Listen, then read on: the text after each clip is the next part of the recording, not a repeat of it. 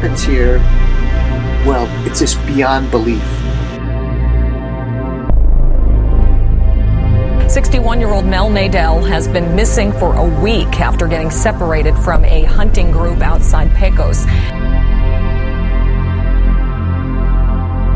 Dogs followed his scent about 150 yards until it suddenly cut off. And I said, how are you going to explain it to me? And they cannot explain it to me. So people don't just disappear. It's like a bubble. They just poop and they're gone. Search crews looked for weeks, but found no clues. Finding something, a piece of him, a little shred of clothing, a boot, or maybe an arrow, because the bow and arrow never been found.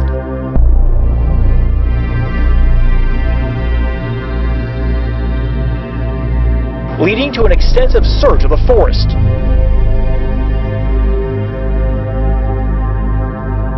So far, he says those tracks have just disappeared into brush with no sign of Kaplan.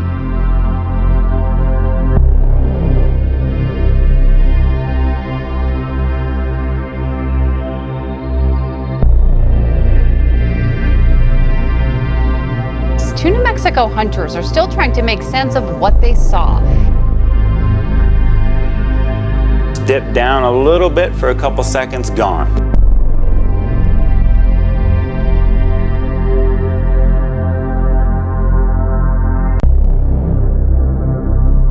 Ça m'a donné des frissons, ça fait peur quand même, ça fait peur.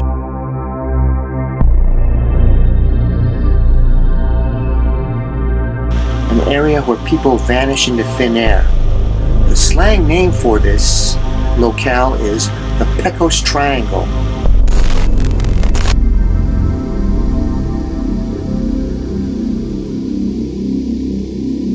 Bonjour à tous, c'est Lionel, je suis ravi de vous retrouver aujourd'hui pour une émission remplie de mystères. Il y a quelques années, j'ai été un des premiers à vous parler du triangle de Bennington, donc une zone mystérieuse dans l'état du Vermont aux États-Unis. Aujourd'hui, on va parler d'un autre endroit qui est vraiment très énigmatique, où sont survenues des disparitions inexpliquées ces 20 dernières années. Cet endroit, c'est le triangle de Pecos, une zone plutôt bizarre du Nouveau-Mexique. C'est une émission exceptionnelle vraiment parce que en plus on va avoir un invité spécial, c'est un Américain, il s'appelle Alan Pacheco, c'est un auteur, enquêteur qui vit à Santa Fe, à quelques kilomètres du triangle de Pecos. Ce sujet du triangle de Pecos, il est très peu connu, déjà aux États-Unis. On peut considérer qu'Alan c'est l'un des meilleurs spécialistes parce qu'il est vraiment allé sur le terrain, qu'il connaît très bien les lieux. Et c'est un sujet très effrayant, très étrange. Donc j'ai contacté Alan et il a accepté de nous montrer certaines de ses photos. Il nous a même fait un petit message vidéo. Je vous en montre un court extrait tout de suite. Hello Lionel, hello viewing audience. My name is Alan Pacheco, and I'm coming to you from Santa Fe, New Mexico. That's only a few miles away from an area where people vanish into thin air. The slang name for this locale is the Pecos Triangle. And Lionel contacted me. He's going to do a documentary on this area and some of the missing or vanished. He's going to use a few photos and present a short docu on this unsolved mystery. About myself, I have investigated, hiked through, written about this area since before Lionel was born. And I do have a few theories. Merci Alan. Thank you very much Alan. On verra le message vidéo d'Alan en intégralité à la fin de cette émission. Mais là on va démarrer parce que ça va être une longue émission. Mais avant toute chose, si vous aimez mon contenu, pensez à vous abonner à la chaîne parce que je sais qu'il y a des nouvelles personnes qui découvrent chaque jour mes vidéos. Donc si vous voulez m'encourager à continuer, à essayer de vous proposer du contenu inédit, il faut s'abonner tout simplement et aussi penser à activer la cloche pour être prévenu dès qu'une nouvelle vidéo sort. Donc c'est parti, on part tout de suite au sud-ouest des États-Unis, dans l'état du Nouveau-Mexique, tout près de la ville de Santa Fe, dans une zone surnommée le triangle de Pecos. D'un point de vue géographique, il ne s'agit pas d'un triangle à proprement parler. Le triangle, c'est plus un terme générique pour désigner un endroit où il se passe des événements anormaux, et notamment des disparitions. C'est une région très bizarre.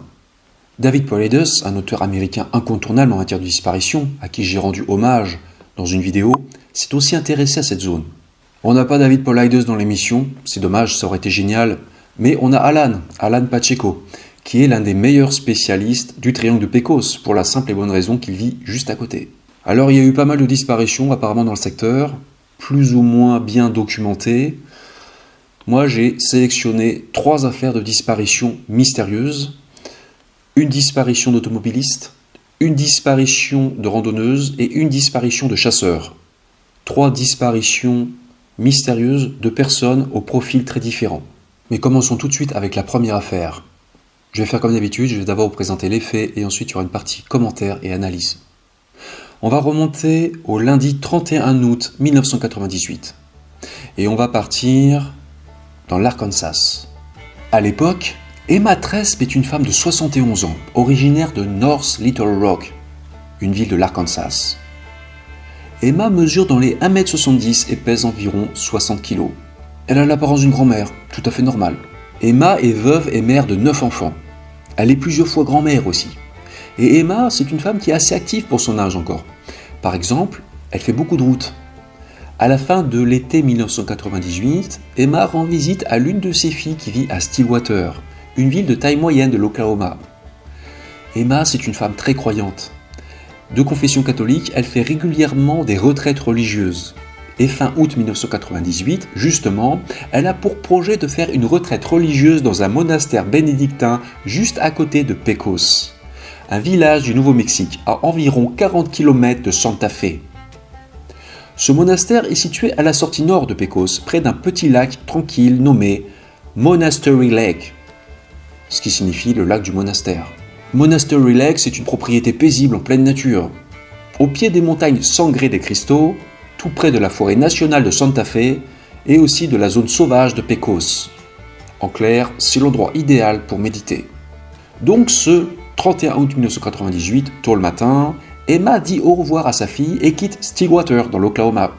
Elle monte à bord de sa voiture, une Honda Civic blanche de 1997, et prend la direction du Nouveau-Mexique, à l'ouest. Elle a de la route à faire, 950 km, mais elle a l'habitude de conduire. Selon ses enfants, Emma est en excellente santé, du moins pour une femme de son âge. Elle n'a pas la maladie d'Alzheimer et ne souffre pas de trous de mémoire. De plus, elle connaît bien la route parce qu'elle est déjà allée plusieurs fois dans ce monastère. Elle a déjà fait plusieurs retraites religieuses à Pecos. Elle y allait 2 ou 3 fois. Elle en a pour environ 8 ou 9 heures de route, mais ça lui fait pas peur. Elle a l'habitude de conduire et elle compte arriver au monastère en fin de journée, voire en début de soirée. 5 jours passent, et le samedi 5 septembre 1998, c'est l'anniversaire de Lisa Tresp, l'une des filles d'Emma. Et Lisa, ce jour-là, elle s'étonne de ne pas recevoir de coup de fil de sa mère. Et d'habitude, Emma appelle toujours ses enfants pour leur souhaiter leur anniversaire. Mais là, c'est le silence radio total. Ce jour-là, Lisa ne recevra aucun coup de fil de sa mère. Elle va essayer de l'appeler parce que Emma a dans sa voiture un téléphone dont on reparlera plus tard dans l'émission. Mais là, Lisa n'arrive pas à joindre sa mère. Elle contacte ensuite le monastère bénédictin. Et là, elle va avoir un choc parce qu'elle va apprendre que sa mère n'est jamais arrivée à destination. Donc là, Lisa prévient ses frères et sœurs. Personne n'est au courant de quoi que ce soit. Emma ne les a pas appelés non plus. Plusieurs membres de la famille se rendent donc immédiatement au Nouveau-Mexique et commencent à la chercher. Ils appellent aussi les hôpitaux pour savoir si Emma n'aurait pas eu un accident ou un problème de santé. Bien entendu, ils préviennent sans tarder la police d'État du Nouveau-Mexique. Un rapport de personnes disparues est déposé et une enquête est ouverte. On commence à chercher officiellement Emma. Le problème, c'est qu'on ne sait pas où elle a disparu exactement. On ne sait même pas si elle est arrivée à Pecos. Les investigations de la police vont tout de même révéler une information importante. On va apprendre que le lundi 31 août 1998, vers 15h, Emma a acheté de l'essence dans une station-service de Santa Rosa, une ville du Nouveau-Mexique à 160 km de Pecos. On en est sûr car on a eu la confirmation de son achat sur ses relevés de carte bancaire. Et surtout, elle a été filmée par une caméra de vidéosurveillance de la station-service. Mais il n'y avait rien d'anormal sur les images. Par la suite, Emma est remontée à bord de sa voiture, elle est repartie et en a perdu sa trace. Emma était presque arrivée, elle n'avait plus que 160 km à faire, soit 1h37 de route. De plus, elle connaissait bien l'itinéraire pour rejoindre le monastère. Mais selon toute vraisemblance, elle n'est jamais arrivée. Pendant une semaine, on cherche Emma dans la région. Sans succès. On est toujours sans nouvelles d'elle aussi. Elle n'a plus donné le moindre signe de vie depuis le 31 août, le jour où elle a quitté l'Oklahoma. Autant vous dire que sa famille est très inquiète. Le dimanche 13 septembre 1998, un rebondissement va survenir. Un chasseur est en train de marcher dans un secteur assez sauvage proche du Glorieta Baldy, un pic montagneux entre Santa Fe et Pecos. Et sur une route forestière en terre, presque impraticable, il aperçoit une voiture blanche abandonnée. Et cette voiture, c'est celle d'Emma. Une Honda Civic blanche avec une plaque d'immatriculation numéro 672 AOK. Le chasseur a entendu parler de la disparition d'Emma et il va prévenir tout de suite la police. La police vient donc sur place et procède aux constatations. Déjà, la voiture se trouve sur la route forestière 375 qui prolonge la route 63A. Mais c'est une voie sans issue, c'est un cul-de-sac en fait, qui mène vers les hauteurs de la montagne. En ce qui concerne l'aspect extérieur, l'Honda Civic paraît en bon état. Mais on va découvrir qu'en fait, elle est plus ou moins coincée sur un rocher. Car la route est vraiment défoncée là. On va s'apercevoir que le carter d'huile est fissuré. Le carter d'huile, c'est la partie la plus inférieure du moteur qui contient l'huile. Donc selon toute apparence, Emma a eu un ennui mécanique sur cette route. Et elle a, semble-t-il, abandonné sa voiture. En examinant le véhicule, les policiers constatent que les portières sont verrouillées. À l'intérieur de la Honda, on va retrouver toutes les affaires d'Emma, bien visibles depuis l'extérieur. Sa valise, son argent, son téléphone portable chargé, un modèle ancien que ses enfants lui avaient donné en cas d'urgence. De toute façon, on va apprendre plus tard qu'il n'y a aucun réseau téléphonique dans ce secteur. Donc là, les autorités théorisent que Emma s'est trompée de route en voulant se rendre au monastère. Ou alors, elle a peut-être voulu admirer le paysage avant d'y aller. Mais les policiers pensent surtout qu'elle a pris une mauvaise direction et qu'elle s'est retrouvée bloquée en voiture sur cette route isolée de montagne. Elle est ensuite partie à pied, possiblement pour aller chercher de l'aide, avant de se perdre dans la nature. Ce qui est très étrange, c'est qu'on repère les empreintes d'Emma autour de sa voiture, mais aucune en train de s'éloigner, que ce soit vers les bois ou le long de la route. La police d'État du Nouveau-Mexique va faire venir des chiens pisteurs sur place, mais ils ne vont détecter aucune empreinte ou odeur d'Emma au-delà de sa voiture. En clair, c'est comme si elle était sortie de sa voiture et qu'elle s'était envolée. Le lundi 14 septembre et le mardi 15 septembre 1998, des recherches sont organisées par les forces de l'ordre avec une vingtaine de bénévoles. Un hélicoptère survole la zone aussi, en vain. On ne trouvera aucune trace d'Emma. Les fouilles vont être suspendues à cause du mauvais temps, mais elles vont se poursuivre ensuite pendant une semaine. Le samedi suivant, environ 100 personnes ratissent le secteur, mais ça ne donnera rien. Emma a disparu sans laisser la moindre trace. Pour les policiers et aussi Léo Trespe, le fils d'Emma qui a témoigné sur un site américain, Reddit, l'explication la plus plausible est qu'Emma a pris une mauvaise route en voulant se rendre au monastère. Elle a possiblement eu un accident vasculaire cérébral, léger ayant eu pour effet de la rendre mentalement confuse. Comme elle était toujours en bonne santé physique, elle pouvait marcher, donc elle a laissé sa voiture et elle est partie à pied dans les bois. Elle a ensuite très certainement succombé aux éléments, certainement d'une hypothermie. Ou alors elle a été victime d'un acte criminel. C'est théoriquement possible, c'est vrai, mais on n'en a jamais eu la confirmation. Les années ont passé, mais personne n'a retrouvé aucun indice, comme une chaussure ou alors un vêtement appartenant à Emma. On n'a jamais retrouvé Emma Trespe, que ce soit dans la montagne ou ailleurs. Et on n'a jamais récupéré un seul indice, comme son sac à main, parce qu'elle avait emporté son sac à main. David Martinez, un agent de la police d'État du Nouveau-Mexique qui a travaillé sur le dossier, a dit en parlant d'Emma « C'est comme si elle avait disparu de la surface de la Terre. Il n'y a pas de réponse. » La famille Trespe a promis ensuite une récompense de $20 000 à quiconque fournira une information permettant de localiser Emma. Mais aucun témoin ne s'est manifesté. Depuis 1998, Emma Trespe est inscrite dans la base de données des personnes disparues américaines NEMUS. Cette affaire est un cold case, mais Emma est toujours officiellement recherchée. Voilà pour les faits, quelques commentaires et analyses maintenant. On va d'abord évoquer l'hypothèse d'un acte criminel. Ça paraît assez peu probable, parce que déjà, on n'a constaté aucun signe de lutte sur place, que ce soit à l'intérieur ou à l'extérieur de la voiture. Et on se demande qui aurait bien pu en vouloir à cette brave grand-mère. Certains ont encore un peu de respect pour les personnes âgées, heureusement. Quel aurait été le mobile d'une agression ? Emma aurait été une jeune femme dans la vingtaine avec un physique avantageux. Là, peut-être. Mais là, c'était pas le cas. De plus, si le mobile avait été le vol, on n'aurait pas retrouvé toutes les affaires d'Emma dans sa voiture, sa valise. Un voleur aurait certainement emporté l'argent. Pour toutes ces raisons, on peut douter de la piste criminelle. Parlons maintenant d'un possible accident. Je vais commencer par dire que de mon point de vue, c'est plutôt invraisemblable qu'Emma soit allée volontairement sur cette route pour admirer le paysage, par exemple. Elle aurait normalement dû atteindre le monastère entre 16h30 et 17h. C'était une belle journée de fin d'été. La police a émis l'idée qu'elle aurait fait un détour pour faire de la randonnée, pour prendre des photos sur cette route. Moi j'en doute parce que je pense qu'après avoir fait 950 km dans la journée depuis l'Oklahoma, Emma était fatiguée, comme tout le monde l'aurait été à sa place.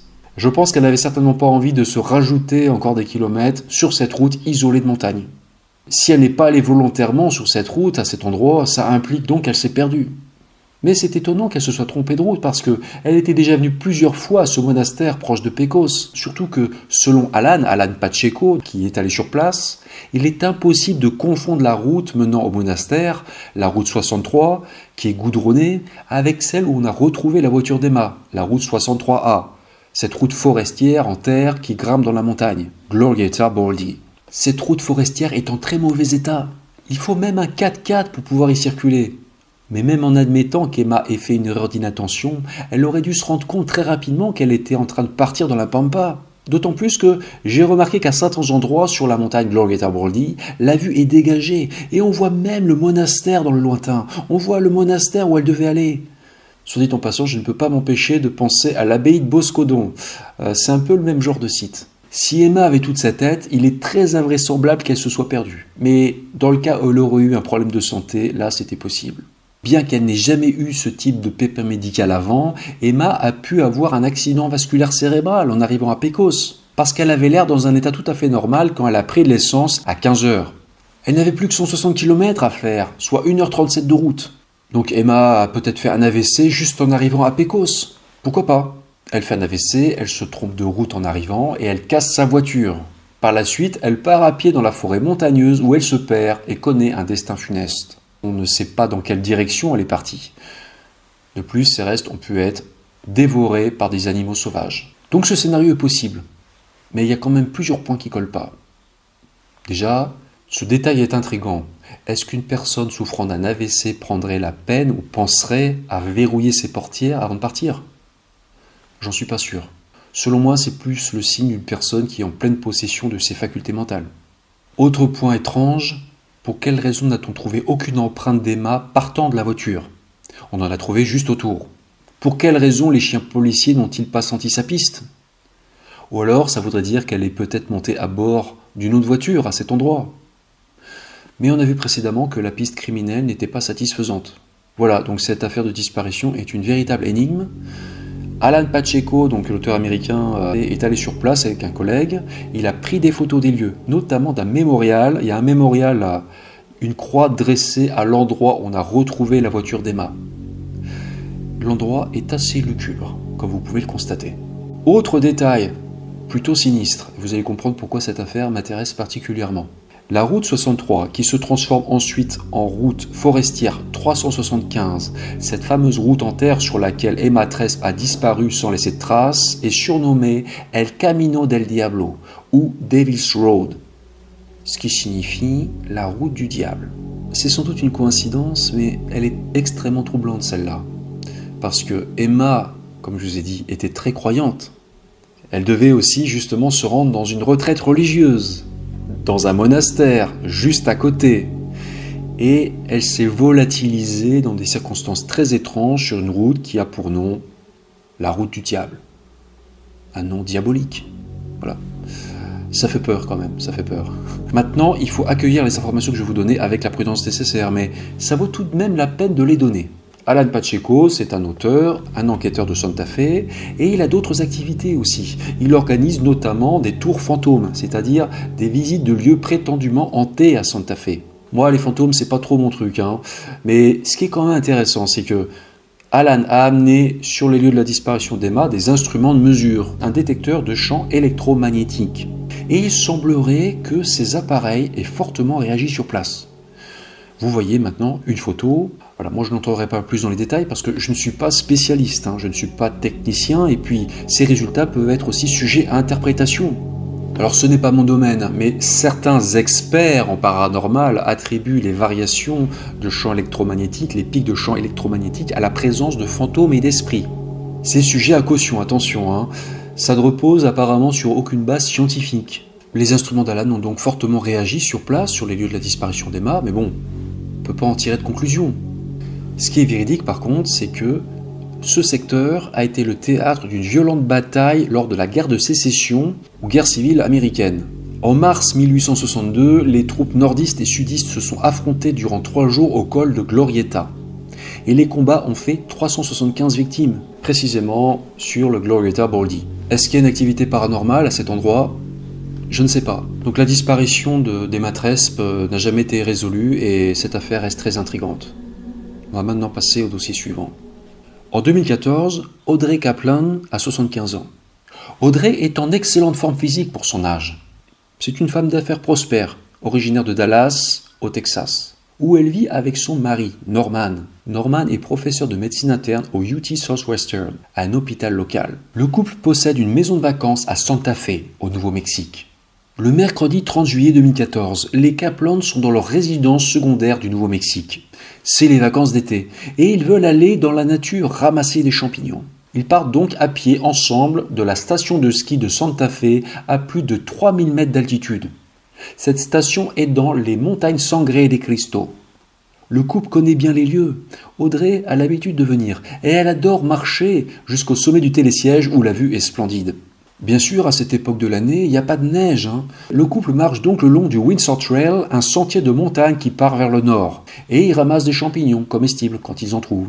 Vers 10h15 du matin, Monsieur Kaplan s'arrête pour se reposer. Et Audrey, sa femme, elle continue à chercher des champignons. Il dit « Bah écoute, je continue un peu sans toi. » Donc là, ils se séparent. Audrey ne s'éloigne probablement pas beaucoup, hein, mais ils se perdent de vue. Et Audrey disparaît. Aux alentours de midi, Audrey n'est toujours pas revenue. Norman commence donc à la chercher, mais Audrey est introuvable. Norman Kaplan arpente le sentier et les alentours, mais il n'arrive pas à retrouver sa femme. Là, il décide de prévenir les secours. Au moment de sa disparition, Audrey portait des vêtements légers. Elle portait un pantalon blanc et un t-shirt gris à manches longues, et elle ne transportait ni eau ni nourriture. On est à la période la plus chaude de l'année, mais la nuit, les températures baissent beaucoup dans cette zone du Nouveau-Mexique. Elles peuvent tomber entre 10 et 4 degrés. Manque de chance, la météo va se dégrader le soir de la disparition d'Audrey. Durant la nuit, le temps va tourner à l'orage, il va beaucoup pleuvoir. Les recherches ne démarrent véritablement que le lendemain, le jeudi 31 juillet 2014. Des hommes de la police d'État du Nouveau-Mexique, des professionnels aussi en search and rescue, de nombreuses personnes vont venir fouiller la zone. Un hélicoptère va faire des va-et-vient dans le ciel pour tenter de localiser Audrey depuis les airs. Certains de ses proches pensent qu'Audrey a la capacité de survivre seule quelques jours dans la nature. Donc, on garde espoir. Bob Rogers, un expert en recherche et sauvetage, explique qu'ils ont retrouvé les empreintes d'Audrey car elle utilisait des bâtons de randonnée. On retrouve des bâtons qui peuvent lui appartenir et aussi des empreintes partant vers les broussailles. Le problème, c'est qu'il a beaucoup plu dans la nuit du mercredi au jeudi et ces traces ont été effacées. Le vendredi 1er août 2014, le plafond nuageux est très bas, il y a du brouillard et l'hélicoptère de la police d'État est bloqué au sol. Durant le week-end, l'opération de recherche continue. Judy Allison, une amie d'Audrey, déclare que les secours ont fouillé tous les endroits imaginables. Mais force est de constater qu'Audrey reste introuvable. Le lundi 4 août 2014, 5 jours après la disparition de la randonneuse, les battues continuent dans la forêt nationale de Santa Fe. Des secouristes décident de fouiller une zone boisée, beaucoup plus au nord. Ils inspectent un endroit proche de Rio Nambe, un ruisseau qui traverse la forêt. C'est un secteur assez sauvage. Il est peu fréquenté si l'on en croit ce qui est écrit sur internet. Le Rio Nambe, c'est un ruisseau, c'est pas une grosse rivière. Donc ils inspectent l'endroit, mais un peu par hasard. Et à un moment donné, il y a un des chercheurs qui voit quelque chose, il aperçoit quelque chose dans l'eau, et il est choqué par ce qu'il voit. C'est une vision très perturbante parce qu'en fait, il voit le corps d'une femme sans ses vêtements. Elle est comme ça, allongée sur le sol. On va retrouver ses vêtements un peu plus loin. Ce qui est très étrange, c'est qu'elle est allongée par terre, en position fétale. Elle a les bras étendus. Selon l'article de presse, elle a les bras et les mains qui trempent dans l'eau. Une position très bizarre. Elle est au bord du ruisseau, quoi. C'est pas très profond, hein, ça fait 10 à 15 cm de profondeur. Par conséquent, elle n'a pas pu se noyer, là, on en est sûr. Son corps est complètement intact. Donc là, le sauveteur, il est un peu choqué par ce qu'il voit et il prévient tout de suite les autres. Et on va voir la confirmation qu'il s'agit bien du corps d'Audrey Kaplan. Elle a enfin été localisée à 2 km au nord de l'endroit où elle avait été vue pour la dernière fois. Vu la scène de découverte du corps, pour le moins perturbante, on envisage un possible acte criminel. Selon un article du Santa Fe New Mexican du 25 novembre 2014, Audrey serait décédée d'hypothermie. Le rapport d'autopsie indique que les résultats soutiennent qu'Audrey s'est perdue lors d'une randonnée, qu'elle s'est déshydratée et qu'elle est morte d'hypothermie, avec une perte accélérée de chaleur due à la pluie d'orage ou à l'immersion dans le ruisseau. Il n'y a aucune blessure ayant causé ou contribué à sa mort. Le fait qu'on ait retrouvé Audrey sans ses vêtements résulterait d'un phénomène lié à l'hypothermie appelé déshabillage paradoxal. J'ai déjà eu l'occasion d'en parler dans le passé. Pour rappeler brièvement ce que c'est, la confusion induite par le refroidissement du corps peut faire que l'individu ressent une vague de chaleur ou une sensation de brûlure et ôte tous ses vêtements, ce qui ne fait qu'accentuer la perte de chaleur.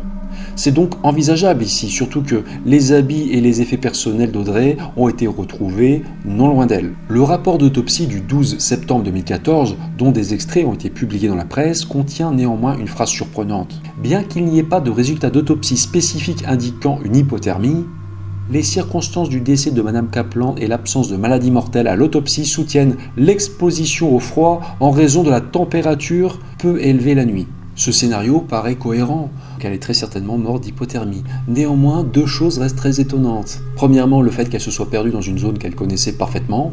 Deuxième point très surprenant, le fait que le médecin ait conclu à une hypothermie alors qu'il est écrit noir sur blanc dans le rapport qu'on n'en a trouvé aucune preuve. C'est un peu une contradiction là. D'ailleurs, David Paulides en a parlé dans son documentaire, Missing 411 The Hunted. Pour lui, c'est très suspect, pour lui, la cause de la mort reste inconnue. Moi, j'ai quand même tendance à penser que Audrey est très certainement morte d'hypothermie quand même. Pourquoi ? Parce qu'il faisait froid et humide la nuit à cette période. Les températures nocturnes étaient comprises entre 4 et 10 degrés. Et selon les experts, j'ai fait des recherches, le phénomène de déshabillage paradoxal peut survenir avec des températures au-dessus de 0 degré. Ça ne survient pas que l'hiver en haute altitude, non. Et en réfléchissant bien, ça peut faire sens aussi, parce que souvenez-vous qu'on a retrouvé Audrey avec les bras et les mains dans l'eau. Ce qui était très bizarre. Cependant, selon moi, ce détail peut tendre à accréditer l'hypothèse du déshabillage paradoxal, parce que si Audrey avait une sensation de brûlure, de forte chaleur au niveau des membres supérieurs, les bras et les mains, ça expliquerait pourquoi elle les a mis dans l'eau. Peut-être pour les refroidir. Je dis ça aussi parce que j'ai lu sur le site internet Québec Science que, bien que le corps soit en hypothermie, l'augmentation soudaine de la température des membres crée des bouffées de chaleur. Confus, l'individu se déshabille. Voilà, donc pour moi, je considère que ce dossier est moins mystérieux que le précédent. Quelques commentaires et analyses de plus sur cette affaire qui est très triste. Il faut essayer de tirer des leçons de certains de ces drames. Donc là, on voit bien qu'Audrey Kaplan a cumulé les imprudences quand même. Déjà, on constate encore une fois que les ennuis ont démarré à partir du moment où elle s'est séparée de son mari. Elle n'aurait pas dû partir seule de son côté. Je vais me répéter, mais il faut jamais se séparer quand vous êtes dans la nature. Même sur un sentier. Notons aussi que Audrey, elle a commis des erreurs grossières. Bon, je suis désolé, mais bon, faut dire les choses. Elle a commis des erreurs qui ne pardonnent pas en montagne. Même l'été. Déjà, elle est partie vêtue seulement d'un t-shirt à manches longues. Elle n'avait aucun vêtement chaud sur elle, même pas une polaire. Elle a laissé aussi son téléphone portable, elle n'a pas pris son téléphone portable avec elle. Elle n'avait aucun moyen de contacter les secours. Et pour terminer, elle n'avait amené avec elle ni eau ni nourriture. Voilà, donc la nourriture encore, on peut s'en passer sur une courte période, mais l'eau, non. Je sais qu'il y a des spectateurs qui aiment la randonnée, et c'est toujours bon de rappeler ces petits conseils de sécurité. Si vous êtes abonné à ma chaîne, et si vous regardez toutes les vidéos que je sors, vous savez, chères spectatrices et spectateurs, que j'ai déjà parlé de ce secteur du Nouveau-Mexique. J'en ai parlé dans ma dernière vidéo sur Megumi Yamamoto. Megumi, une étudiante américaine qui a eu des problèmes, c'est rien de le dire, dans la zone sauvage de Pecos, près d'un petit lac de montagne nommé Spirit Lake. Ça s'est passé en juin 2009. Si vous avez manqué cette vidéo, je vous invite à la regarder. Vous pouvez la regarder en cliquant sur le lien qui s'affiche en haut à droite de l'écran. Donc Megumi, elle a eu des problèmes dans ce secteur à Spirit Lake le 9 juin 2009. Eh bien, il faut savoir que ce petit lac de montagne Spirit Lake n'est situé qu'à 5-6 km à l'est du lieu où on a retrouvé le corps d'Audrey Kaplan. En examinant la carte, je me suis rendu compte que le Windsor Trail, le sentier sur lequel Audrey a disparu, il passe juste à côté de Spirit Lake quand on continue. Donc on peut dire que Megumi Yamamoto a connu un destin tragique, elle aussi, dans le triangle de Pecos. Et soit dit en passant, il y a une information que je n'ai pas pensé à vous donner dans ma dernière vidéo, une information d'ordre numérologique. Quand on étudie la date des faits, le 9 juin 2009, on se rend compte qu'on obtient donc 9, 6, 9. Si on inverse les 9, on obtient donc 6, 6, 6, qui est le chiffre de qui vous savez. Je ne peux pas m'empêcher de vous donner cette information parce que rappelez-vous qu'Emma Trace a disparu sur une route surnommée Devil's Road, la route du diable. Ça fait peur. Ce qui est très troublant encore une fois, c'est que moins de 3 mois après la tragédie de Megumi, il s'est passé autre chose à moins de 20 km de Spirit Lake. On va maintenant remonter à début septembre 2009 et je vais vous présenter Melvin Nadel. À l'époque, Melvin a 61 ans. C'est un homme de petite taille, il ne mesure qu'1 m 57 pour 61 kg, mais il est encore très sportif pour son âge. Il dirige d'ailleurs un club de sport spécialisé en pilates. Melvin est ceinture noire de taekwondo, un art martial d'origine sud-coréenne. Donc Melvin, c'est un homme qui est apparemment épanoui. Il est heureux en mariage avec sa femme Edna et il est aussi père d'une fille de 18 ans appelée Kristen.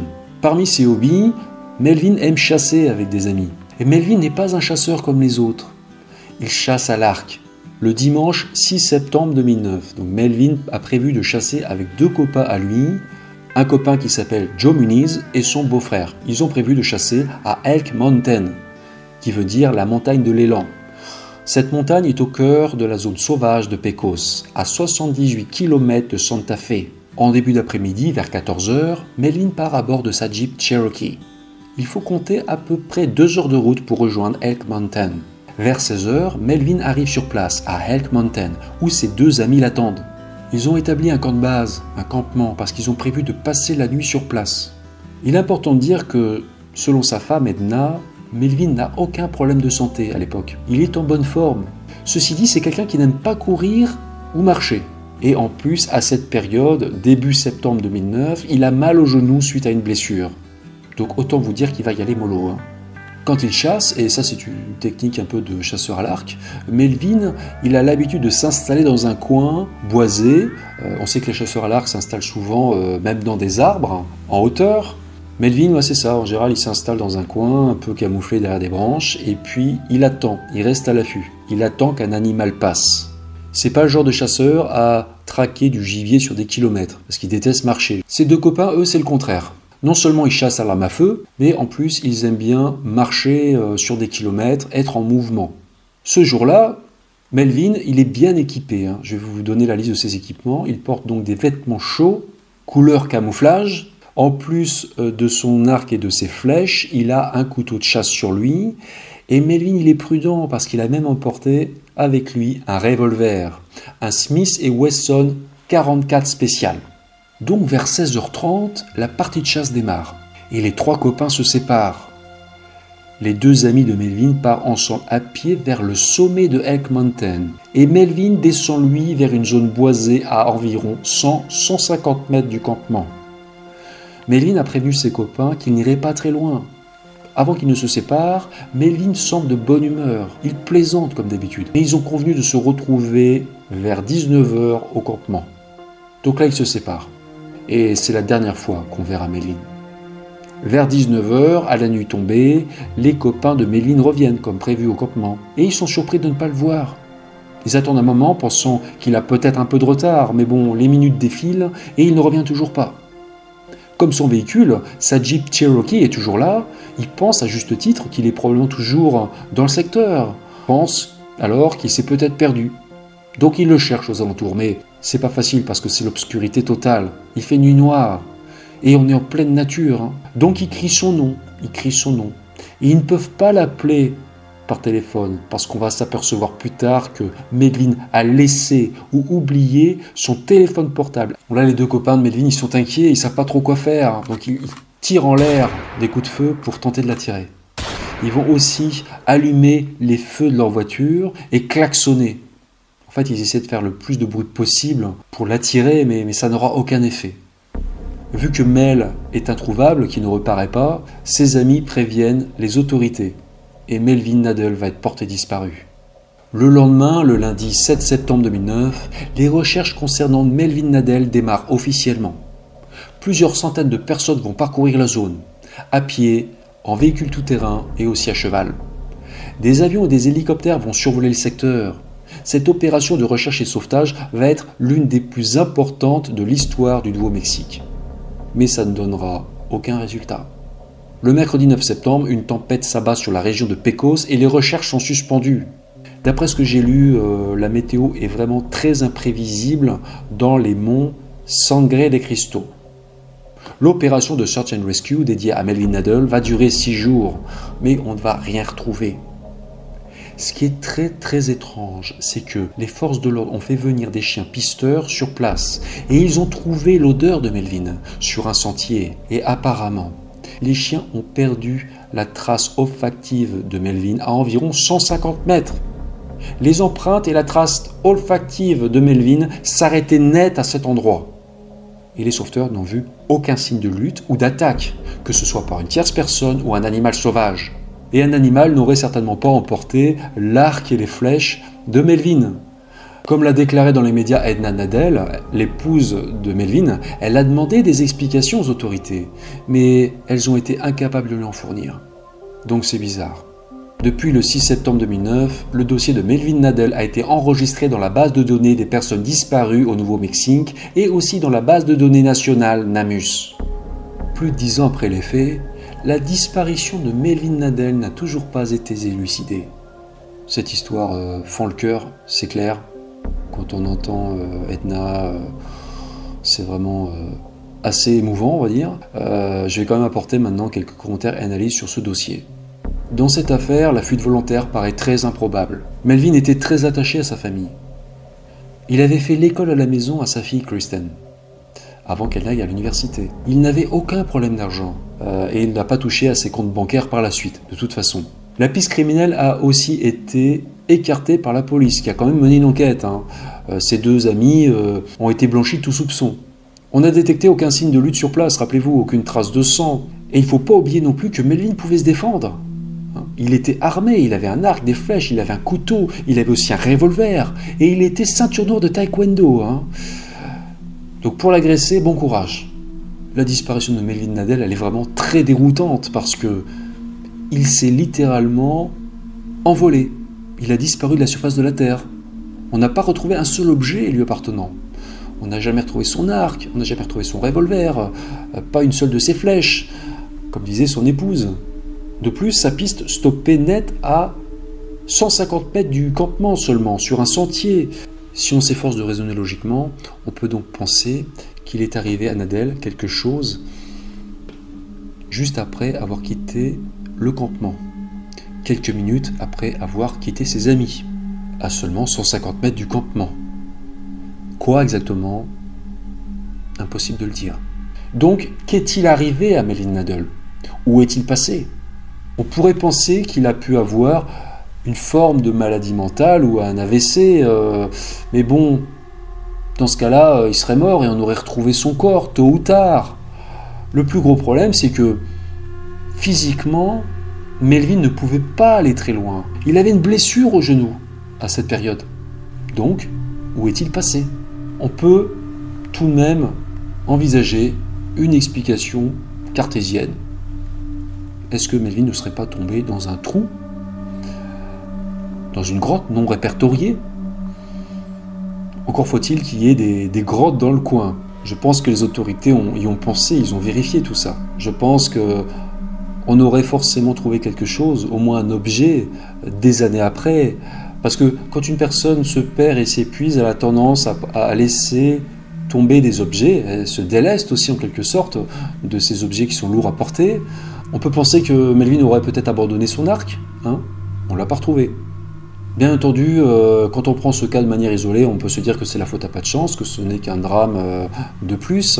Mais bon, quand on se rappelle de tout ce qui s'est passé dans la région, il y a de quoi se poser des questions quand même. Alan Pacheco, donc Alan, l'auteur de Santa Fe, il s'est intéressé à ce dossier lui aussi. Et il est allé sur place pour tenter de comprendre ce qui s'était passé. Vous allez voir maintenant des photos qu'il a prises. Et pour Alan, tout ça n'a pas grand sens. Parce que premièrement, vu la configuration des lieux, il est très difficile de se perdre dans cette zone. On est certes dans une zone sauvage, c'est vrai, mais c'est pas l'Amazonie non plus. Il y a beaucoup de clairières, d'endroits sans arbres, dégagés, et la végétation n'est pas si dense que ça. De plus, la forêt est quadrillée par des sentiers, des chemins forestiers, des allées par feu. Il est quand même très difficile de se perdre. Elk Mountain, c'est un endroit qui est fréquenté par des chasseurs, des randonneurs, et 12 ans après les faits, on n'a toujours rien récupéré. Rien. Melvin s'est tout simplement envolé avec toutes ses affaires. Autre détail très étrange constaté par Alan et son collègue sur place. Dans le périmètre où Melvin Nadel s'est volatilisé, le téléphone portable d'Alan a dysfonctionné. Il a été surchargé d'appels téléphoniques absurdes qui ont inondé sa boîte vocale. La boîte vocale du téléphone portable d'Alan a été remplie subitement par 50 messages. Ça, il a écrit noir sur blanc dans un article sur son site internet. Son téléphone portable n'était plus opérationnel pour une raison inconnue. Il a même été obligé d'amener après son téléphone portable à réparer. Apparemment, donc, Alan et son collègue ont eu des problèmes avec tous leurs équipements alimentés par batterie. En particulier leur appareil photo 35 mm. Un appareil photo argentique, apparemment. Vous allez voir, ces photos, c'est quand même assez bluffant. Quand ils étaient en train d'enquêter sur le terrain à Elk Mountain, Alan et son collègue, ils ont pris des photos avec cet appareil. Et plus tard, lors du développement, ils se sont rendus compte que la qualité de ces photos s'est progressivement dégradée. Vous voyez ces photos-là, c'est flagrant. Et vers le sommet de Elk Mountain, voilà un endroit vraiment où il n'y a plus d'arbres, là, où il y a une station météo au sommet, les couleurs sont devenues vraiment bizarres et elles ont même fini par être totalement noires. Donc c'est vraiment très surprenant, très intriguant. Donc là, Alan, il a cherché à comprendre, il a essayé de trouver une explication, il s'est demandé, il s'est dit que ça venait peut-être d'une mauvaise qualité de la pellicule, ou que c'était peut-être un mauvais réglage. Il n'a jamais su d'où était venu ce problème. Est-ce que c'était un problème d'ordre technique, ou alors est-ce que c'était pas dû à autre chose? Parce que le plus intriguant, c'est que quand ils sont repartis, apparemment, les appareils ont recommencé à fonctionner normalement. On se croirait dans X-Files, quoi. C'est ce qui est écrit noir sur blanc dans l'article que vous trouvez sur son site internet. Voilà. Donc, en conclusion, plus d'une décennie après les faits, le mystère de la disparition de Melvin Nadel reste total. Bien entendu, il existe possiblement une explication rationnelle cartésienne, mais personne n'a encore trouvé la clé de l'énigme jusqu'à présent. Vu toutes les questions restées sans réponse, vu les détails intrigants et vu les autres disparitions inexpliquées de la région, on peut se demander s'il ne serait pas arrivé à Melvin Nadel un événement extraordinaire, qui sort vraiment de l'ordinaire, un événement inhabituel. Oui, mais lequel? C'est impossible de répondre à cette question. On va se plonger maintenant encore un peu plus dans le mystère. En complément de ces affaires, je vais maintenant vous présenter un témoignage très intéressant de 2 chasseurs que j'ai découverts un peu par hasard en préparant cette émission, en faisant des recherches. Ni Alan Pacheco, ni Polides n'en ont parlé. Je souhaite partager avec vous ce témoignage qui, attention, n'est pas du tout directement lié à l'affaire Melvin Nadel. Pas du tout. C'est plutôt moi qui établis une sorte de parallèle. Quand j'ai découvert ce témoignage, je dois dire que ça m'a donné des frissons. Je l'ai écouté 10 à 15 fois et il est extrêmement crédible. Il ne s'agit pas d'un témoignage trouvé sur un site internet farfelu. C'est un témoignage qui a été relayé dans de nombreux médias aux États-Unis. On en a parlé dans le journal Santa Fe New Mexican, sur le site internet Taos News, à la télé aussi, sur la chaîne d'information KRQE. Beaucoup de journalistes en ont parlé. Ce qui est très troublant, vous allez voir, c'est que 10 ans presque jour pour jour après la disparition de Melvin Nadel, il s'est passé un événement très curieux à seulement 115 km au nord du lieu de la disparition de Melvin. Ça concernait 2 chasseurs à l'arc, comme Melvin. Je vais maintenant prendre le temps de tout vous expliquer en détail. Je vais vous raconter ce qui s'est passé. Tout est sourcé, attention, je ne fais que répéter ce qu'ont déclaré dans les médias les 2 chasseurs. Vous pouvez vérifier par vous-même. Donc ça s'est passé le dimanche 1er septembre 2019. Et ce jour-là, 2 copains veulent aller chasser l'élan dans la région de Taos, à 115 km au nord de Elk Mountain et 123 km de Santa Fe. Ces 2 copains qui aiment chasser s'appellent Josh Brickley, qui a 41 ans, et Daniel Lucero, qui est plus jeune, il a 26 ans. Josh travaille dans la construction, notamment pour le cinéma. Ce détail aura d'ailleurs son importance, retenez-le. Donc ces 2 gars se connaissent depuis des années. Ça fait 8 ans, je crois qu'ils se connaissent, et ils partagent la même passion pour la chasse à l'arc. Et ce dimanche 1er septembre 2019, c'est justement le jour de l'ouverture de la chasse à l'élan au Nouveau-Mexique. Josh et Daniel décident donc de chasser pendant 2 jours, le dimanche et le lundi, dans une zone sauvage non loin de Taos. Donc le dimanche matin, là ils s'équipent, ils mettent notamment des tenues de camouflage et ils prennent leur arc et leurs flèches. Ils arrivent le dimanche matin très tôt, avant l'aube. Ils grimpent une montagne qui s'appelle la montagne Cerro de la Ola, qu'on surnomme aussi Pot Mountain, parce qu'elle a un peu une forme de pot. Autrefois, c'était un volcan, et au sommet, il y a ce qu'on appelle une caldeira, c'est-à-dire en gros, une sorte de cuvette. Josh, il connaît très bien le coin, il connaît très bien le terrain, ça fait 15 ans qu'il vient chasser là. Daniel, par contre, lui, c'est la première fois. Les 2 copains grimpent ensemble la montagne, mais ils se séparent. Daniel, le plus jeune, s'arrête dans une clairière où il s'installe. Josh, lui, continue. Il continue pendant environ une demi-heure vers les hauteurs. Après, tous les 2 s'installent, ils se mettent en position, ils restent à l'affût comme ça, et ils attendent le lever du jour. Un peu plus tard, le soleil se lève. Et Josh, il est quand même surpris au bout d'un moment, parce que les heures passent et il ne voit pas un seul animal. Il n'y a pas un seul élan. Il considère que c'est pas normal, il trouve ça bizarre. Bon. Au bout de quelques heures, il en a marre. Il commence à avoir les jambes ankylosées. Il se sent un peu agité. Il en a marre de rester immobile comme ça. Et comme il n'est pas très loin du sommet de la montagne, où il y a une caldeira, comme je vous expliquais, il décide d'aller marcher un petit peu. Donc vers 9h30, 10h, selon ses dires, il quitte son poste d'observation et il monte jusqu'au sommet, jusqu'à la fameuse caldeira. Il explique que cette caldeira n'est pas très grande, ça fait une cuvette, dans les 50-70 mètres de largeur. Et il n'y a pas de lave là, évidemment, c'est un volcan qui n'est plus actif depuis très longtemps. Il y a des rochers, il y a des buissons, et donc Josh, il arrive au sommet, et il arrive donc sur la crête de cette caldeira. Il est au bord de la caldeira, donc là, il fait comme tout le monde ferait, il fait quelques pas, il regarde un peu aux alentours, et tout d'un coup, à 30-40 mètres, il aperçoit quelque chose dans la caldeira. En fait, il voit ce qu'il présume être 2 chasseurs. Il voit 2 silhouettes. Mais Josh, il ne sait pas si ces personnes l'ont vu lui aussi. En fait, il lève spontanément le bras pour les saluer, pour leur dire bonjour. Mais en observant mieux, pendant 10 à 15 secondes, il se rend compte qu'il y a quelque chose qui cloche. Il y a quelque chose qui cloche dans ces 2 silhouettes. Déjà, il ne sait pas si ces 2 chasseurs lui font face ou sont de dos. Il ne distingue pas bien. Et ces 2 chasseurs ont l'air beaucoup trop grands pour être des chasseurs. Il évalue leur taille à environ 2 mètres minimum. 2 mètres de haut. Et il faut savoir que les chasseurs à l'arc, ils ont une bonne capacité pour évaluer les tailles, les distances. Et là, il voit 2 silhouettes qui lui semblent un peu trop grandes pour être des hommes. Il faut dire ce qui est. Donc là, le cerveau de Josh fonctionne à plein régime. Il cherche à comprendre, c'est quelqu'un de cartésien. Hein, et il se dit que ces deux hommes, ces deux chasseurs, ont peut-être des capes de pluie, avec une énorme capuche sur la tête. Voilà, c'est vraiment l'idée qui lui vient. Mais ce qui est très dérangeant quand même, c'est que ces deux silhouettes sont absolument identiques. C'est comme si elles étaient habillées pareil. Avec une tenue chelou, comme diraient les plus jeunes des spectateurs, voilà. Mais ça, c'est quand même étrange.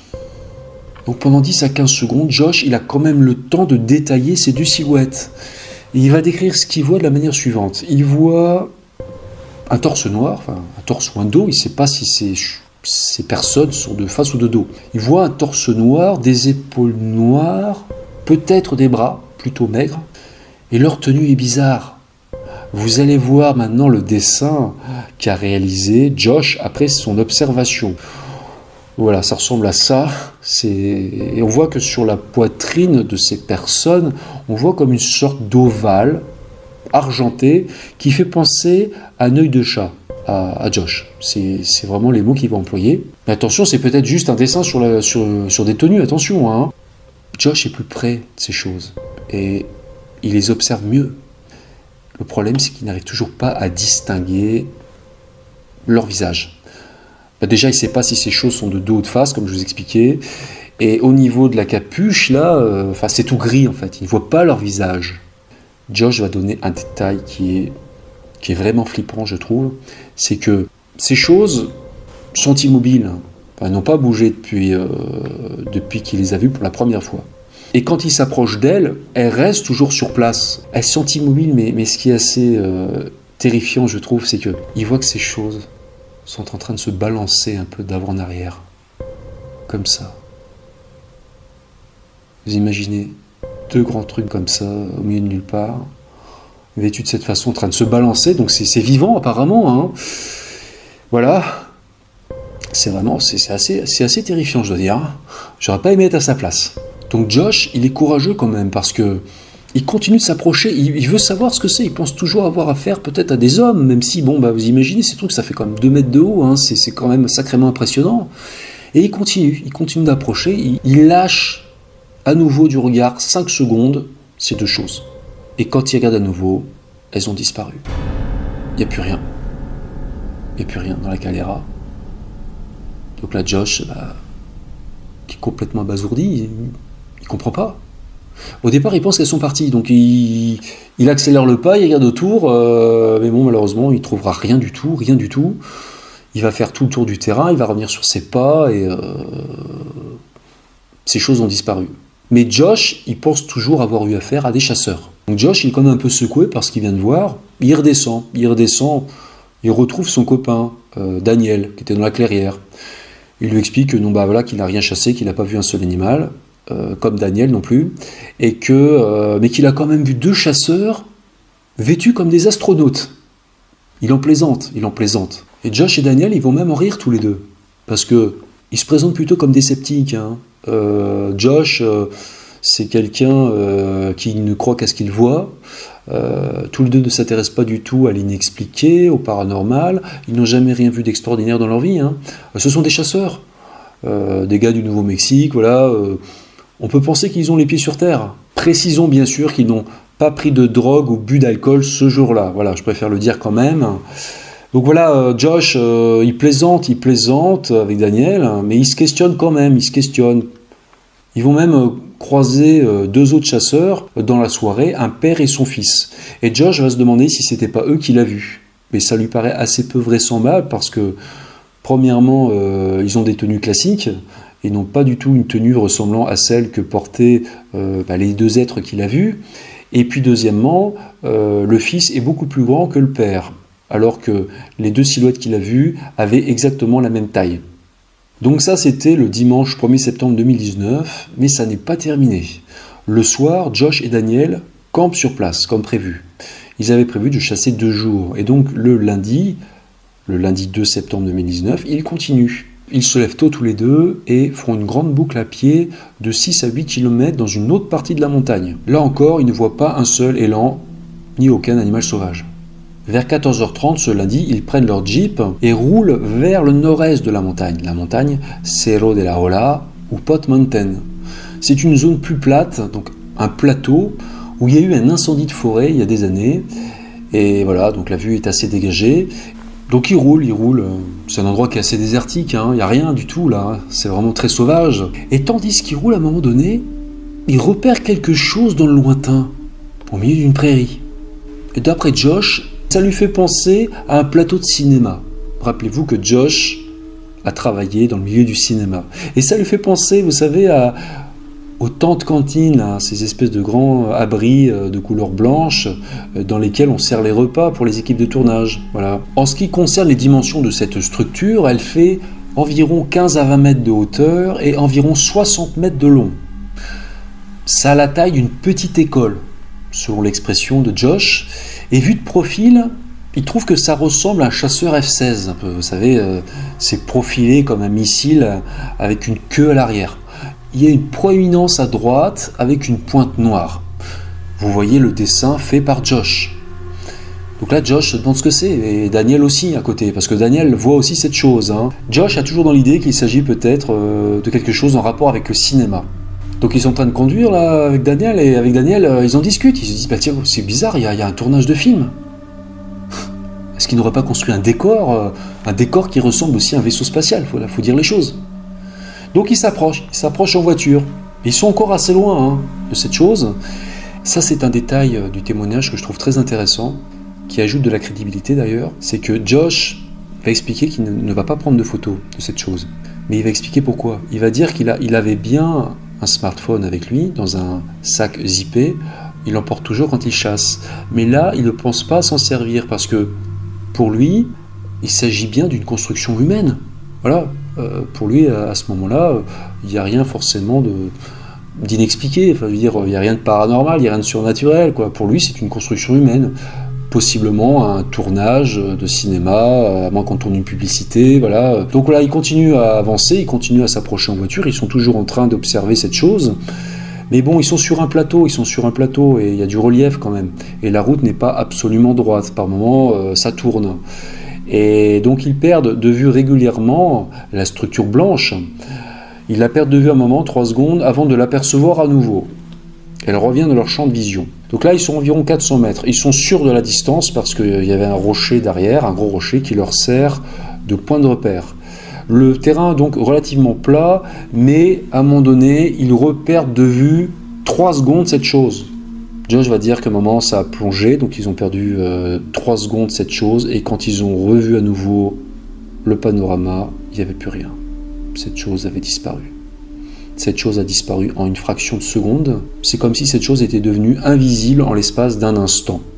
Détail intéressant, ils n'ont pas vu de poussière. C'est-à-dire que s'il s'agissait, je dis n'importe quoi, d'un engin roulant, s'il y avait eu des personnes là, s'ils étaient partis en vitesse, on aurait vu un nuage de poussière se soulever. Là, rien du tout. Comme l'a dit Josh, un objet de cette taille ne disparaît pas en une fraction de seconde. Et si c'était une installation humaine, pour lui, c'était de la super haute technologie. En tout cas, ça n'avait rien à voir avec une installation agricole, ça c'est certain. Et depuis cette date, Josh et Daniel se posent beaucoup de questions. Encore une fois, ils se présentent comme des sceptiques à la base. Ils n'avaient jamais rêvé d'anormal avant cette date, et là, ils n'ont pas compris ce qu'ils ont vu, et ils ne savent toujours pas ce qu'ils ont vu à l'heure actuelle. Je n'y crois toujours pas, mais je l'ai vu. C'est ce qu'a déclaré Daniel Lucero. Par la suite, les 2 chasseurs ont raconté leur histoire donc à la presse, dans les médias, et aussi à Peter Davenport, le directeur du NUFORC, le National UFO Reporting Center, une organisation américaine qui enquête sur les observations d'OVNI. Et Davenport a affirmé que le témoignage des 2 chasseurs était extrêmement crédible. Ils ont l'air vraiment sincères, je trouve. Ces 2 gars, ce sont 2 chasseurs, ce sont 2 gars normaux. Ce ne sont pas du tout des perchés. Moi, je pense qu'ils ont vu ce qu'ils prétendent avoir vu. Mais bon, il faut faire preuve d'honnêteté intellectuelle. Est-ce qu'ils n'auraient pas eu une hallucination visuelle, peut-être? Je ne sais pas. On sait qu'il y a des mirages dans le désert, notamment dans le Sahara. Mais bon, j'ai vu des images de mirages, ça ne ressemble pas du tout à ce qu'ils ont vu dans le désert du Nouveau-Mexique. Vu la forme et aussi la couleur, c'est assez peu probable. Peut-être qu'ils ont assisté à une sorte d'expérience gouvernementale ou de l'armée. C'est ce qu'ils disent aussi, hein. Et effectivement, pourquoi pas, c'est peut-être possible parce que j'ai remarqué, moi, qu'on n'est qu'à 108 km de Dulce. À Dulce, il y aurait une base secrète américaine souterraine. C'est moins connu que la zone 51 dans le Nevada, mais ce serait une base encore plus haute sécurité où dans les sous-sols on nous raconte qu'il y aurait peut-être des souterrains avec des laboratoires. Voilà, bon, je ne vais pas détailler plus d'où c'est maintenant, il faudrait faire une émission complète. Puis bon, je ne suis pas non plus spécialiste du sujet, mais quand même, j'ai parlé récemment de Dulce dans une émission sur Nura TV, une émission consacrée à la disparition mystérieuse de Travis Walton. Si vous voulez en savoir plus, je vous invite à regarder cette émission. Même si le sujet est controversé, il semblerait qu'il y ait peut-être des installations, un complexe souterrain, un peu top secret, en dessous de Dulce. Et Dulce, ça n'est qu'à 108 km de Pot Mountain, l'endroit où ces chasseurs ont fait leurs curieuses observations. Beaucoup d'objets volants non identifiés, ou plutôt de phénomènes aériens non identifiés, sont observés dans le ciel du Nouveau-Mexique. Ça, c'est assez connu, c'est documenté aussi. Vous pouvez trouver plein d'informations sur ce sujet en faisant des recherches. Donc cette zone est très étrange. On voit des choses inexpliquées. Je voulais vraiment vous présenter l'observation des 2 chasseurs de Teos, même si ça n'a possiblement aucun rapport avec la disparition de Melvin Nadel, parce que j'ai quand même noté quelques points communs. Tout d'abord, ça s'est passé à seulement 115 km de Elk Mountain, juste à côté donc, à l'échelle des États-Unis. Ça concernait des chasseurs à l'arc. Ça concernait donc 2 chasseurs qui étaient vêtus en tenue camouflage, comme Melvin. Ça s'est produit exactement 10 ans plus tard, à quelques jours près. Ça s'est passé le même mois, au mois de septembre. Et ça s'est passé le même jour, un dimanche. Donc je n'en tire pas de conclusion, mais bon, il se passe vraiment des choses très intrigantes dans cette région. Et est-ce que Melvin Nadel n'aurait pas lui aussi fait une rencontre inattendue, comme Josh et Daniel, le jour où il était seul? On ne saura pas. Ce qui est très intriguant, c'est que je note qu'apparemment de plus en plus de chasseurs, notamment des chasseurs à l'arc, rapportent des observations étranges dans la nature, quand ils sont loin de tout, comme ça, loin des zones urbaines. Et quand ils sont seuls, aussi souvent, ils voient des choses qu'ils n'arrivent pas à comprendre. Et ils sont sobres, attention, on ne va pas tomber dans le cliché du chasseur alcoolique. Non. Notez d'ailleurs que j'ai parlé il y a quelques mois du Glimmerman. Voilà, c'est un phénomène inexpliqué que rapporte avoir vu des chasseurs, à l'arc aussi, précisément. Et je pense que le fait qu'ils chassent à l'arc, ça a peut-être son importance. Je vais développer cette idée un peu plus loin dans l'émission. Moi, je ne sais pas si c'est vrai ou si c'est faux, j'en sais rien, je constate qu'il y a des témoignages, voilà. En tout cas, ça reste troublant. Si ces chasseurs, tous ces chasseurs, comme ceux de Taos aussi, ont réellement vu ce qu'ils racontent avoir vu, on ignore la nature de ces choses. Encore une fois, il peut s'agir d'expérimentation de l'armée, dans le domaine de l'invisibilité, par exemple.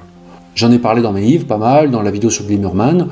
On sait que l'US Army, par exemple, a pour projet d'équiper tous ses soldats d'uniformes invisibles. Ils l'ont déclaré de manière très officielle. Ok, d'accord, il est tout à fait possible que toutes ces manifestations, ces phénomènes, soient causés par une activité humaine, même si ça reste à être démontré, mais bon, c'est tout à fait possible. Le problème, c'est que dans le cas contraire, on va avoir un problème. Mais si toutes ces observations, manifestations, phénomènes ne sont pas causés par des activités humaines, si elles n'ont pas d'explication scientifique non plus, quelle pourrait en être la nature? Je veux dire, est-ce qu'elle pourrait être, je sais pas moi, causée par une forme de vie ou d'intelligence inconnue de la science, d'origine terrestre ou non? J'en sais rien. Moi, je pose la question. Pour finir, je constate que tous ces chasseurs qui disparaissent ou qui voient des choses inexpliquées dans la nature sont toujours vêtus en tenue camouflage. Ils sont donc quasiment invisibles en quelque sorte, parce qu'ils se fondent dans le décor. Et en plus, surtout, ils restent immobiles. C'est un peu leur technique, ils restent immobiles comme ça pendant des heures sans bouger, ils sont même des fois dans les arbres, donc on ne les voit pas, et le fait de rester longtemps comme ça, immobile, sans être vu, dans des secteurs extrêmement sauvage et dépeuplé, peut-être que ça les met en position d'être témoins par surprise, de façon inattendue, d'événements très inhabituels et d'observer involontairement des choses que voit rarement le commun des mortels. Disons en gros l'homme urbain. Et notez, pour finir, un autre point très important pour moi, que ces chasseurs qui sont témoins d'événements incompréhensibles n'ont souvent qu'un arc et des flèches pour se défendre. Attention, je ne détiens aucune vérité, je spécule, on est là pour réfléchir. Imaginons que par hasard, ils rencontrent une forme de vie ou d'intelligence inconnue de la science. Et peut-être que cette dernière les considère moins dangereux que les chasseurs avec des armes à feu. Donc je vais au bout de mon raisonnement théorique. Peut-être que ces chasseurs ne sont pas considérés comme une menace, et comme en plus ils sont seuls dans des lieux isolés, loin de tout, peut-être que c'est pour cette raison que ces choses leur apparaissent, qui voient ces choses, ils sont autorisés à voir ces entités, voilà, ces formes de vie inconnues de la science, et c'est peut-être aussi pourquoi ils disparaissent par moments. Voilà. Bon, c'était une théorie que je souhaitais citer, c'était le moment ou jamais de la citer. Ça vaut ce que ça vaut, mais bon, dans tous les cas, je trouve ça intéressant. Et ça nous ouvre l'esprit, ça nous amène aussi vers des territoires inconnus. Ça fait du bien de rêver aussi. Revenons maintenant au sujet des disparitions mystérieuses, de celle du triangle de Pecos en particulier, et passons en revue plusieurs explications alternatives, purement théoriques, mais bon, qui sont quand même intéressantes à citer. Les partisans de l'hypothèse extraterrestre, par exemple, vont nous expliquer que toutes ces personnes disparues sans laisser de traces ont sûrement été abductées, c'est-à-dire enlevées et emmenées ailleurs. Cette thèse pourrait être alimentée par, c'est vrai, la forte activité ufologique constatée dans cette région. D'autres personnes vont évoquer, elles, des portails interdimensionnels. Voilà. Donc, la question des autres dimensions a longtemps été considérée comme une invention des auteurs de science-fiction. Mais les scientifiques acceptent aujourd'hui de plus en plus l'existence des univers multiples, le multivers. On sait qu'il existe d'autres dimensions que la nôtre, mais on ignore encore si on peut envoyer de l'information dans ces autres dimensions ou de la matière. Il y a encore beaucoup de choses qui restent à être découvertes sur le sujet. Si vous suivez mon travail, vous savez que je m'intéresse beaucoup au folklore local.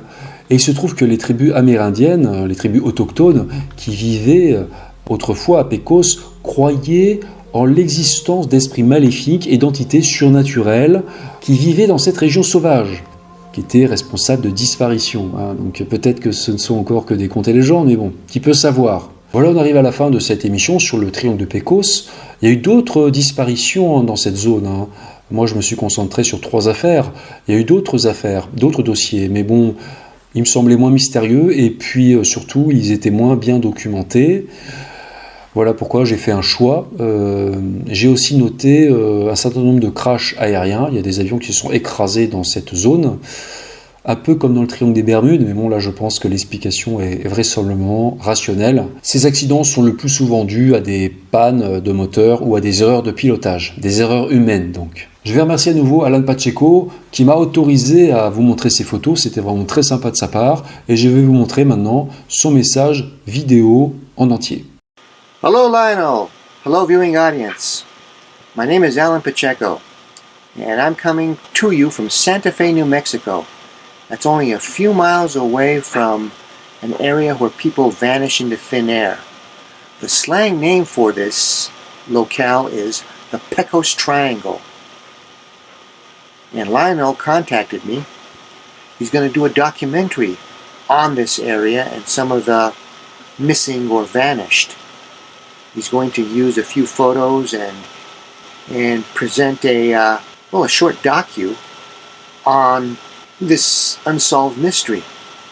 About myself, I have investigated, hiked through, written about this area since before Lionel was born. And I do have a few theories. Now, my website is SantaFeGhostAndHistoryTours.com, and you'll find all kinds of data on this mysterious area known as the Pecos Triangle. About myself, in Santa Fe, when I'm not investigating mysteries, I also run a tour business, private walking ghost tours, private walking historic tours, or say history tours. And Santa Fe is the oldest European city, also the oldest European capital city in the USA. So, with its location, the energy, it makes for the most haunted city in the USA. And I also write books. Then you may like some of my books. You can get them on Amazon. Here's one. It's called Mystery Mayhem Chronicle USA. And this book has stories from all 50 states, be it conspiracy, ghosts, UFOs, etc.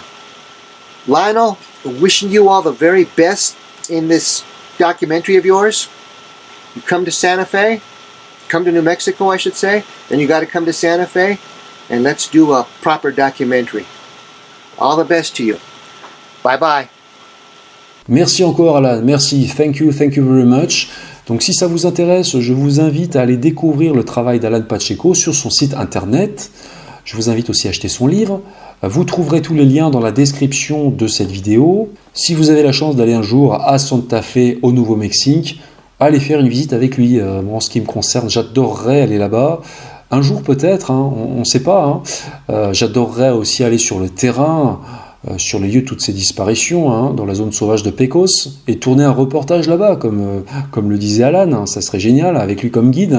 Dans l'immédiat, on arrive à la fin de cette émission, donc si vous l'avez aimé, je vous remercie de mettre un pouce en l'air, de la partager aussi auprès de vos amis, de votre famille, et merci de vous abonner à la chaîne aussi, pour ceux qui n'ont pas encore sauté le pas. Ça vous coûte rien, juste un petit clic, voilà. Je pense qu'on peut raisonnablement atteindre 100 000 abonnés. Quand, je sais pas, j'ai besoin de vous, je compte sur vous. C'est à vous de jouer. En tout cas, à 100 000 abonnés, soyez sûr que ça va être la fête. Il y aura des cadeaux à gagner. Je ne vous en dis pas plus, chaque chose en son temps. J'en profite aussi pour vous rappeler que mon nouveau livre, Disparu dans la nature USA tome 2, est disponible à la vente exclusivement sur Amazon. Vous trouverez le lien dans la description de cette vidéo. Pour celles et ceux qui sont toujours là, écoutez, je vais vous souhaiter un bel été. Donc là, c'était une grosse vidéo un peu exceptionnelle avant les grandes vacances pour marquer le coup. Il y aura d'autres vidéos cet été. À quelle fréquence, je ne sais pas. Elles seront probablement moins longues, mais il y en aura. Puis peut-être même des émissions dans lesquelles j'inviterai des gens, je ne sais pas. Tout est possible. Si vous êtes abonné à la chaîne, vous serez tenu informé. Je sais que certains d'entre vous vont partir en vacances, du moins je vous le souhaite. Si vous allez dans la nature ou ailleurs, restez prudents.